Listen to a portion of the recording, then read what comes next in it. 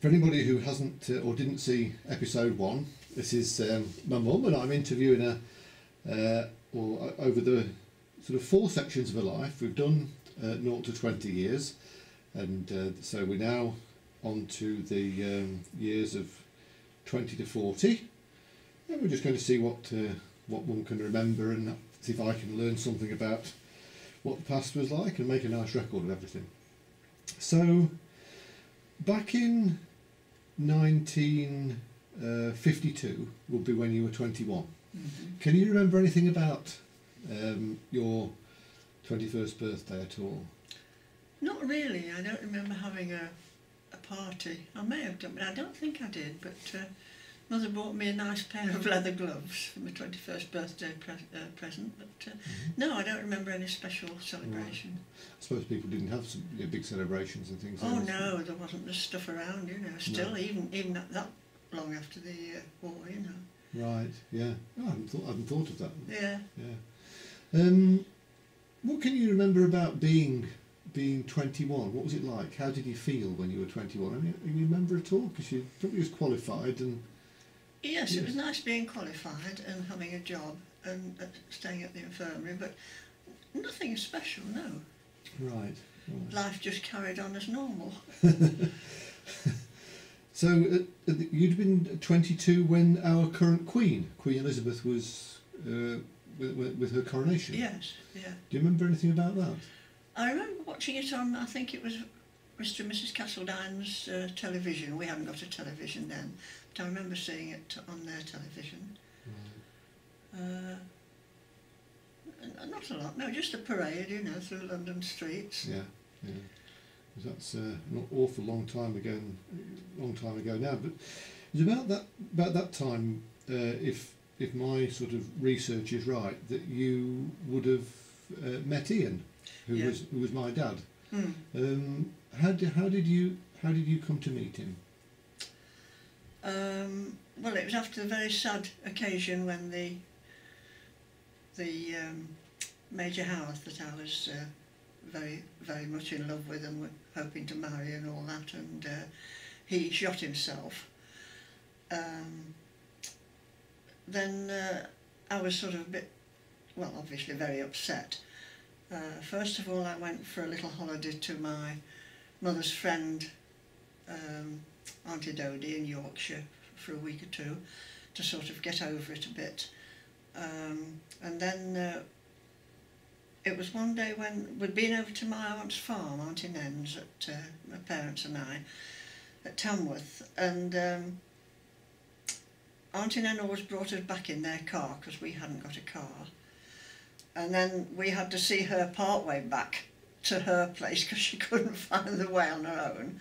Mm. And we'd taken her back and we called in the Coppice Hotel at Littleover, Mum and Dad and I, for a drink after we'd dropped on, you know, sent Auntie Nen on her way. And this young man from Rolls-Royce wandered in, and it was somebody who knew my father. And he sat with us having a drink, and he said, I've had a blind date, he said, and she's not turned up, he said, but I've got a friend coming and he won't let me down, and that happened to be Ian.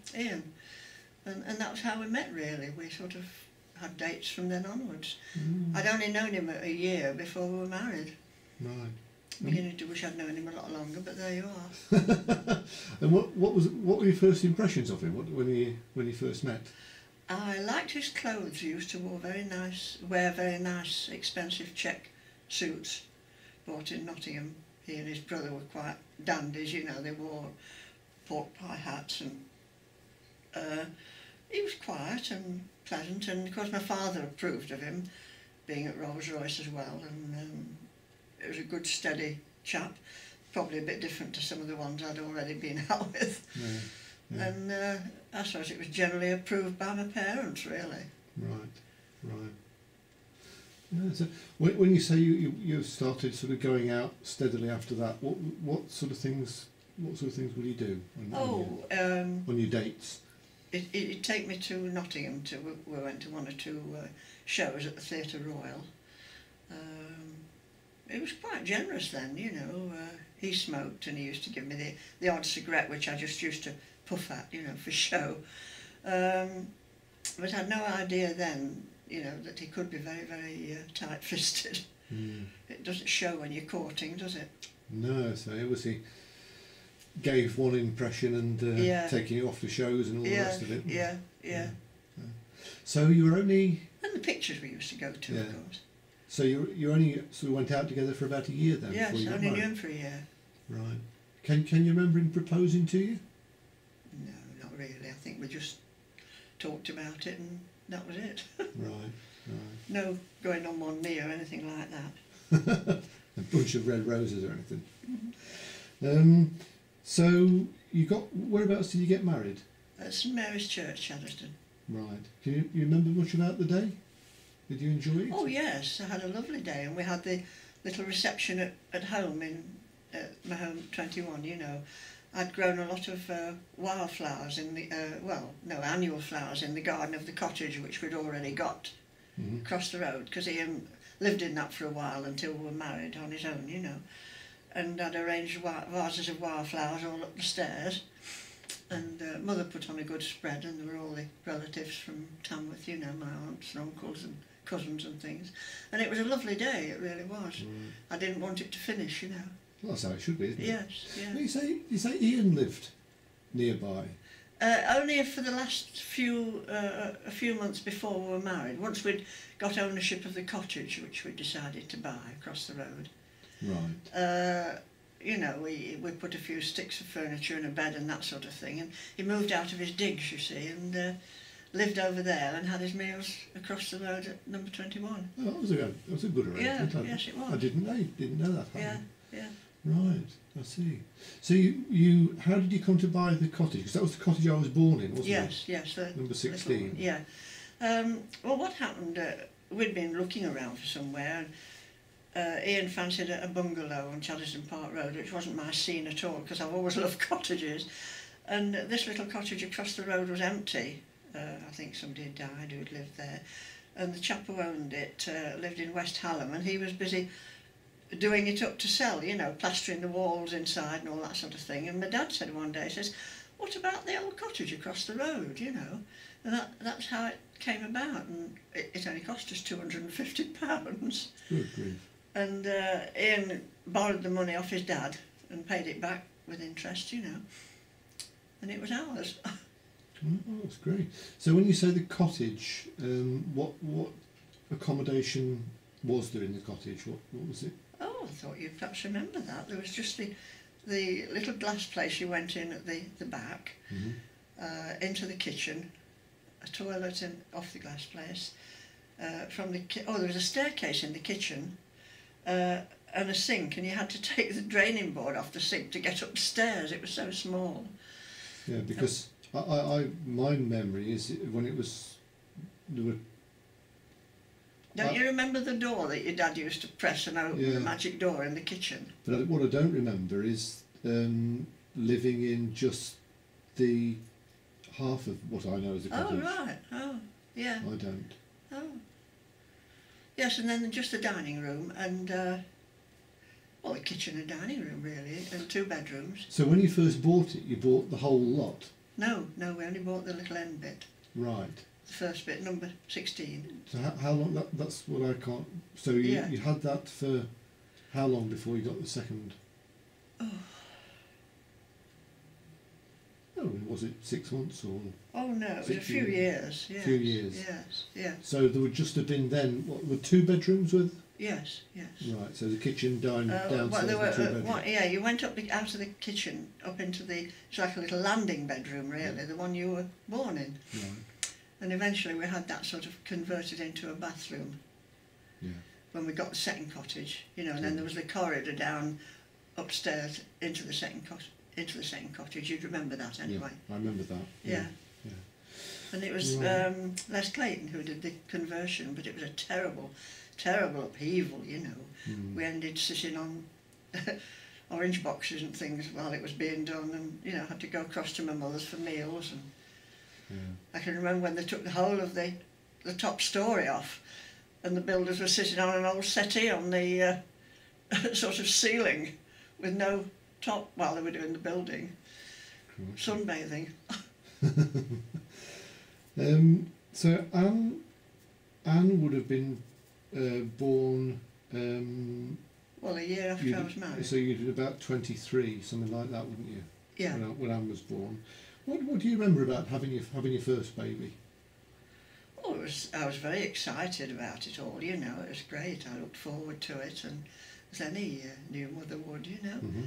But then, of course, after she was born at the Queen Mary nursing home, and then I took her for a 6 weeks checkup there. You had to do that after you'd gone home.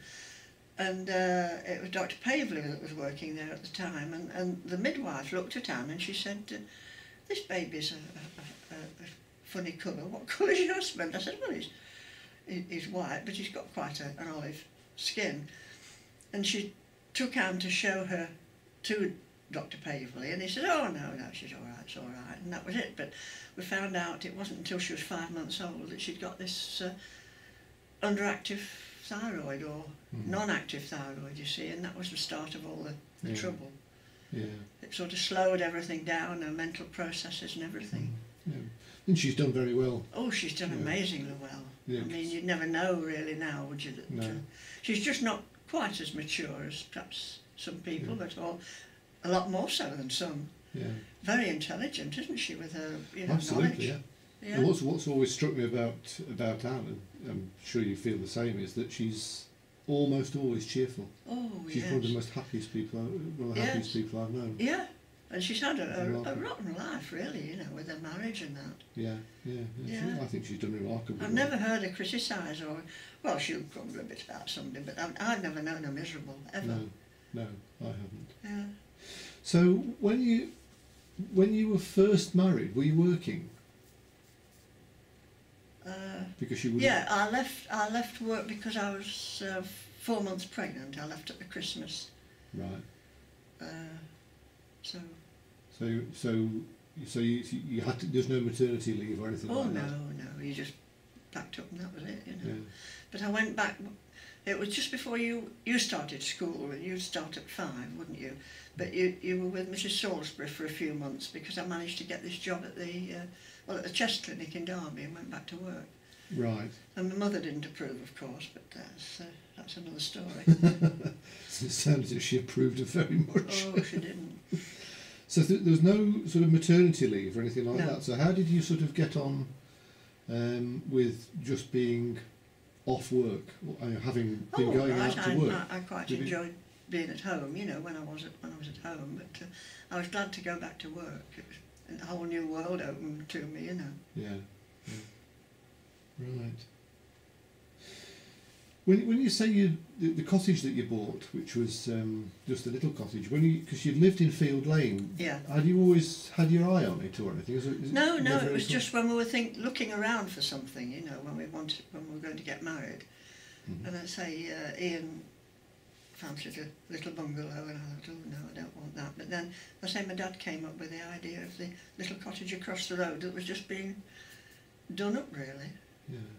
And I'd known Mr. Udall, it was Joan Shepherd's granddad or something, or uncle. I'd known him, he'd known me since I was a little girl, and he said, oh well, if Barbara wants the cottage, she'll have to have it. So what was when you'd gone back to work, so you were working at the chest clinic as a radiographer, and so I stayed with the Salisbury twins, didn't I? Just for a few months till he started school, probably for about 6 months or something. Where was Anne at that time? Well, she'd be at school, wouldn't she? She went to Long Eaton, didn't she, I think, to the... Right, so she was out Well, no, she started first of all at the ordinary Chaddeston Junior School, and then when they found she had difficulties, they transferred her to Breckenfield at Long Eaton. It was a special school, but it was very, very good, and she was very happy there. And I used to take her with me. When I was going to work, I used to walk up to Mr. Nightingale's shop in Chaddeston, and the school bus used to come and pick her up there, and then I'd walk on to work, you see. Right, I see. Yeah. I can vaguely remember Nightingale's shop with those coloured bottles and things. Oh, yes. Vaguely, and I can actually remember the smell of it. Yeah, See bet that? you can. Yeah, now you've mentioned Smells it. are very evocative, Oh, aren't they they? are, yeah. Yeah. So what was your sort of, going out to work to the chest clinic, what was your sort of day-to-day life like? How did you go on about, you know, budgeting and shopping and all these sorts of things? Well, I always put my wages in with the, you know, the family pool and just bought what I need. I had housekeeping money. I think it was about £4.10 a week at that time, Yeah. which wasn't Very much. generous. 4 of us. But I supplemented it with my earnings. Right. And I used to do my shopping in my lunch hour because the chest clinic was in Derby. But I was only there for a few months, and then this job came up at the Derwent Hospital, you see. So when you said you did your shopping in Derby in your lunch hour, how did you get to and from work? Oh, on the bus. On the bus? Yeah, Right. yeah. Oh, not... Yes, that's right, to Derby, yes. But when I was at Derwent, I had to walk from, you know, Field Lane to Derwent Hospital. Right, I see. And then I used to get a bus in my lunch hour from the Derwent into Derby to get any special shopping I needed. Right. Vague memories of some sort of family fallout, you know, when I was quite small. Oh yes, it was... What was all that about? Of course, as you know, your dad was very tight-fisted, and my mother never really liked him, and she sent my father to meet him one morning when he was coming off the night shift, and you know, my dad tackled him about it, and after that we never spoke for a year and lived just across the road, you know. Crikey. So how was that that rift eventually? Oh, Ian went across and offered the olive branch. I think he thought he might be losing out if, you know, on the family fortunes if he didn't make friends. It took him a year to do it? Yeah. I wonder if he can't imagine him apologising or anything. But... Oh, he did, yeah. Right. Did anything change as a result of it? Or? Oh yes, we got on all right after that, I think. Right. I suppose all families have their sort of problems, don't they? So you moved to Derwent Hospital, and what was the Derwent like? Oh, it was a lovely little hospital. It's been an old isolation hospital. It's up on a hill outside Derby. Is it still there, or? No, it's a housing estate now. Right. Very friendly and nice. Christmas time we all had a big Christmas meal in the dining room, and it was all free in those days, you know. Lovely people. The patients were very happy there. I say it was an old isolation hospital years ago. In fact, there were still some of the old iron lungs stored away there. Really? Yeah. And then it turned into a chest hospital, a TB hospital. Still partly isolation, but not altogether. Just the 2 wards were a man and a women's TB ward. And then there was a little surgical ward, which my little X-ray department was joined on to, which some of the surgeons from the Derbyshire Royal Infirmary used to come and do gallbladder operations and that up there. It was a really good little place, and it was lovely for the patients because they could sit outside on the verandas in the sun and look out over Derby and recuperate, you know. Right. What are your memories of? You just mentioned the patients being out on the verandas and things. What are your memories of? What was the patient care like then? Very good, excellent. Yes, every night when he went off duty, Frank Brown, the charge nurse, went round and said good evening to all the patients, you know, before he went home, and the same in the morning. He walked round, and same on all the wards, really. And there was still one isolation ward as well up there, as well as the TB ward, where they had, well, I x-rayed a leper once that was on there, and anything that was catching, like scarlet fever, diphtheria, those sorts of things. Right. So it was still partly isolation hospital. Didn't they used to put people out on? Did people sleep out there? When it was a TB hospital, they had the beds out on the verandas, yes, and slept under a tarpaulin if it was very cold and wet, you know. What was the idea of that? Well, it was for TB. You had to have a lot of fresh air, you see, in those days. Ah, that fits with people being sent out to the places in Switzerland, doesn't it? Oh yes, yeah, Right. yeah. And the verandas, of course, you see, you got the fresh air on there at the hospital. Like. But sunshine was supposed to be bad for you. I don't know whether it really is if you've got TB, but may or it may not be. It'd be like camping out, wouldn't it? Yeah. Yeah, Yeah. that'd be great. Yes, it was nice. And how long in total did you work at the Derwent Falls? Was that a long sort of... I was there about 15 years, I Oh, think. it was a good while, wasn't it? Oh, yes, yeah. Yeah. And then when they closed that down, they found me a nice little job at Brett Hospital, the orthopaedic hospital, which is very, very nice, in an old castle, you know. Yeah. And they did some marvellous work on hips and knees and things there. Right. And I had my own little department again. It was great. And then, of course, management moved in and closed that down. Right. So for the last 2 years of my working, I had to go back and work at the Derbyshire Royal Infirmary where I trained, Right. which I didn't enjoy very much, you know.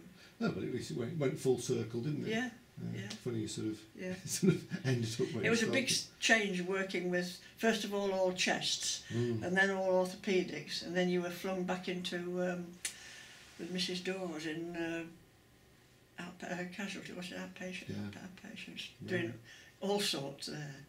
Right. But I mean, one lady I know you're still in touch with is Margaret. Yes. And you were That friends wasn't with at work, that wasn't at the hospital. I you met were Margaret. friends with her for years, weren't you? Well, we took the children, that's how I met Margaret, was taking the children to school at Morley Road. Right. When I'd be about 5, wouldn't she, something like that. So she's been a friend of yours then for Oh, yes. 50, 60 years. And Marjorie Thacker, which I've lost touch with her now, but we were at infant school together. So she's the longest friend, really. Right. Was Marjorie the lady that was the husband very wealthy? Or Yeah, Norman Thackeray was a very wealthy businessman. Right. Yeah. Right. And your darkroom technician, what can you remember about her from... Oh, Celia. Yeah. I forgot Celia. Oh, she was lovely, yes. She was my darkroom technician at the Derwent. Right. We got on very well. What was she like? Oh, very quiet and an only child, you know, and just a nice, quiet, gentle soul, really.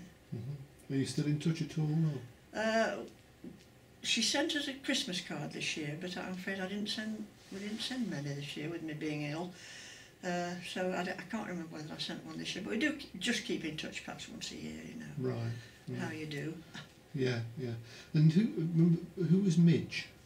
She was the telephonist at the Derbyshire Royal Infirmary when I was a student, and she was my bridesmaid when I married Ian. Well, you were a student? Oh no, wait a minute. She was the telephonist. No, it was Doreen Bampton was the telephonist when I was a student, and then Midge came and worked with her. That's when they had 2 telephonists on the switchboard at the DRI, you know. Right. And, Can you imagine having two people on the switchboard at the Royal Infirmary? Oh, yeah. And Doreen was my bridesmaid when I got married. And I kept in touch with Midge as well. We used to go out when the children were little. Ian never minded stopping in, and he didn't want to go out for a meal or anything, so Midge and I used to go out in the evening sometimes for a meal in Derby, you know. Right. And then eventually Midge emigrated with her family to New Zealand or Australia, so I lost touch there. Right. I wonder if these people are still... Well, presumably she'll be still battling around or battling on. Yeah. No reason why she shouldn't be, is there? Yeah. I mean, I remember meeting someone called Norma. Oh, you remember Norma Room, yes. Yeah, She was a sister on the little surgical ward that my X-ray department was attached to at the Derwent Hospital. And we used to go out together as well. We had some good fun, you know. Right. Yeah. Right. You know how girls do go out for a meal. Yeah? Yeah. And then a couple of couples, weren't there? I remember there was a solicitor. Mabs and Don Potter, well, they were very early friends at Chaddeston. I met Mabs when I was taking, I think it was Anne, that's right, in the pram to... No, it was before that, because she said she used to see me catching the Max Road bus to go to work, and then she suddenly saw this bump appear. And then I actually got to speak to her. I bumped into her one day at the Chaddeston Lane end. We both got the babies, Guy and Anne, in the pram, you know. And we struck up a friendship from there. And then once a week she'd come to our house and I'd make a cake. And then next week I'd go to their flat up Morley Road, and she'd make a cake, and that's how we went on, you know. We went out with them, and they got a little car then. They took Ian and I and the children out in it a bit, you know, to Matlock and places. Right. Because they had a house at Duffield, so Yes, I used to go fishing there, and they were there. Yeah, yeah. Do you know anything that's of what's become of them? Or? Well, I think Don died, although he was quite a lot younger than Mabs. He was about 10 years younger than her, I think. But I know somebody had seen him and they said, "Oh dear, poor Don Potter." I don't know. I think he must have been seriously ill. They went to, then they bought a house out. They left Duffield and went Beach Cottage on the way to Ashbourne somewhere, I think. And I don't know what happened with Mabs. I lost touch altogether then. It's a shame, isn't it? Yeah, it is. Yeah. I don't know what's happened there. And then people who I know you're still in touch with, because you mentioned them not long ago, and that's Ron and Doreen, who I know you've always got on well with. Oh, yes. Yeah. Well, Ron was Ian's sort of mate at Rolls Royce. You know, Ron worked nights and Ian worked days. That's how I got to know them. But then I found out that Doreen was at Parkfield Caesar's school when I was, but she was the class above me. She was a year older. So we had a foursome there, you see, with Ron and Doreen for a good many years. We were friendly with them. Right. And how long was it since you saw Ron and Doreen? Oh, golly, it must be... I've got a photograph I saw the other day taken at the coach house. They came over and had a meal with us one evening. Must be 5 or 6 years or more. Right. But occasionally we ring up and have a chat, you know. Oh, that's nice. Yeah. That's nice, isn't it? Oh, right. So quite a few friends.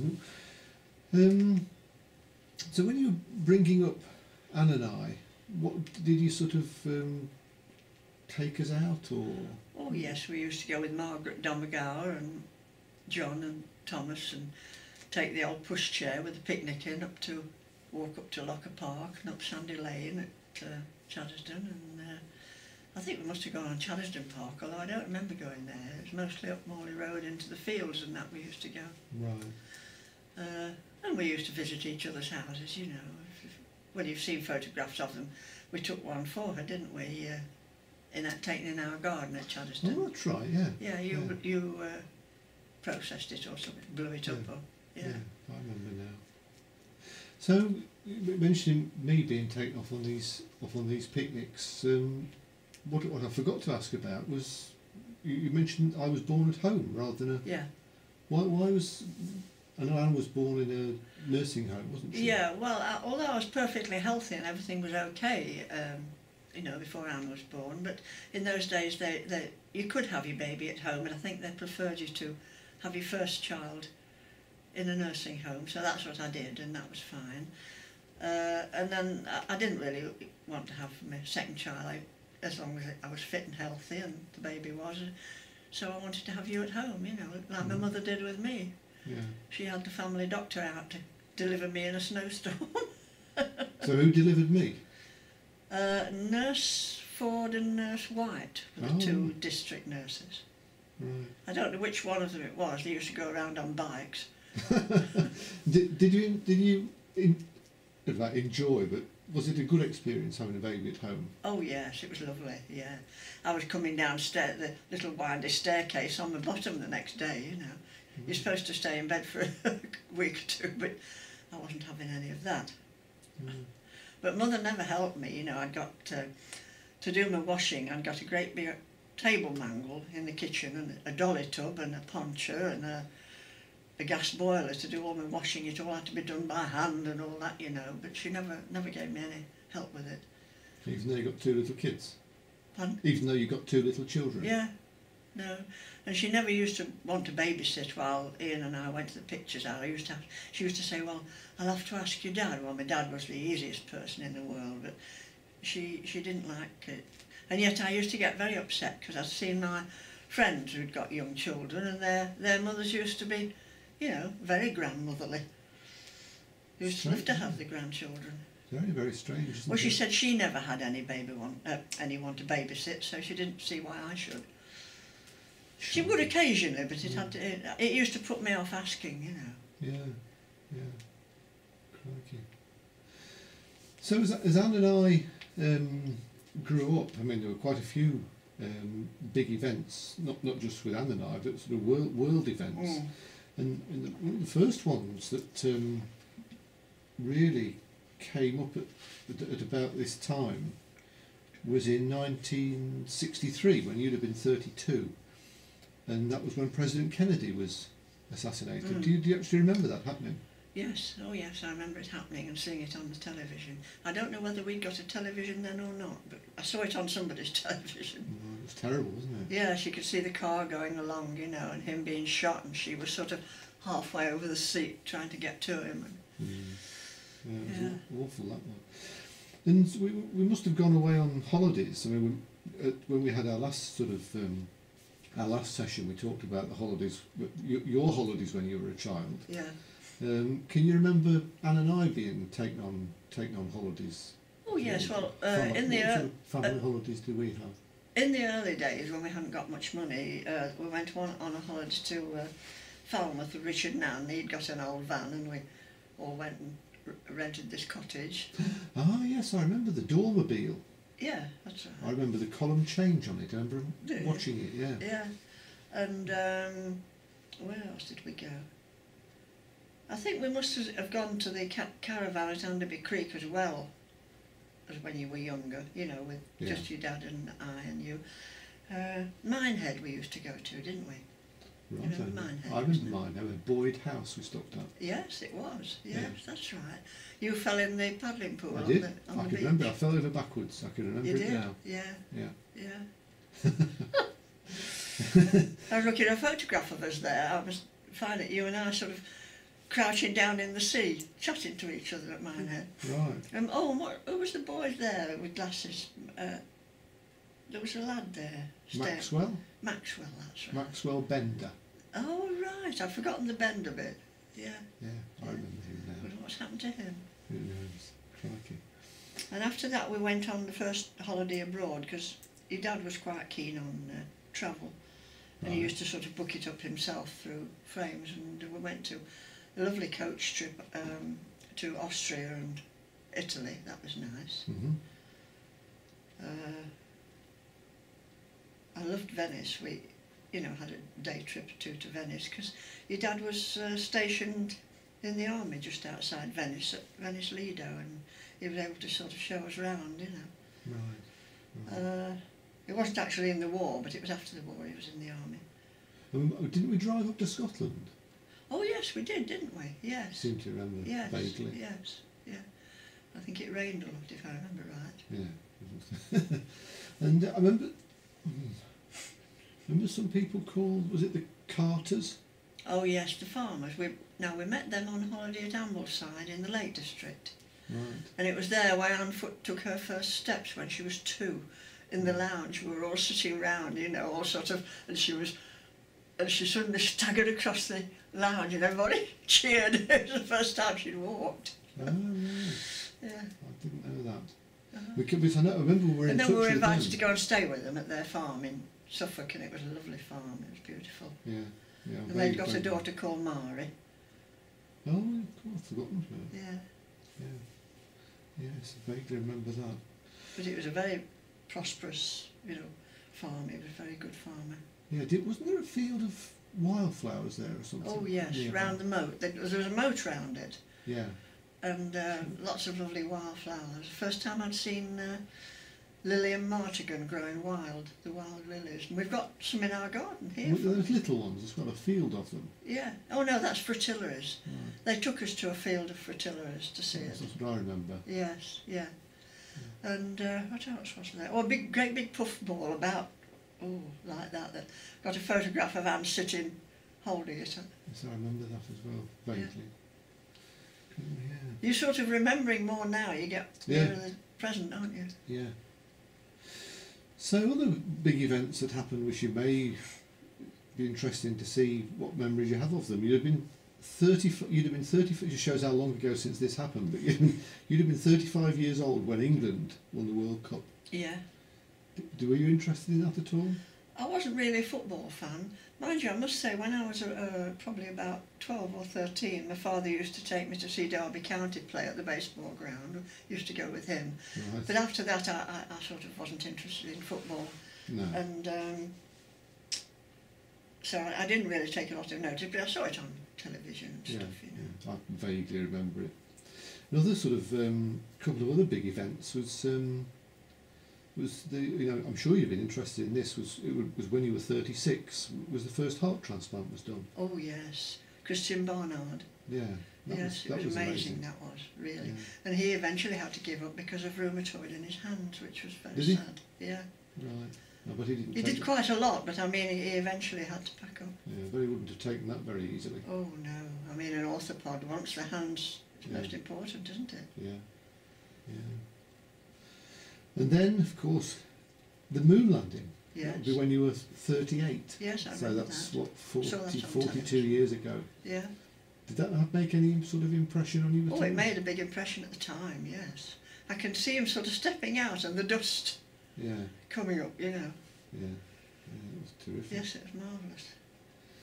Couldn't believe it somehow, you know, that man had actually walked on the moon. No, I But still, you still can't. I still can't. No, when No. I look up at the moon, I still think, grief. Yeah. Then some people say it never actually happened, but I'm sure Oh, it yeah. did. And then you'd have been interested as a radiographer, because when the first CT scanner came out, that was in about 1972, so you'd have been just about 40-ish. Mm.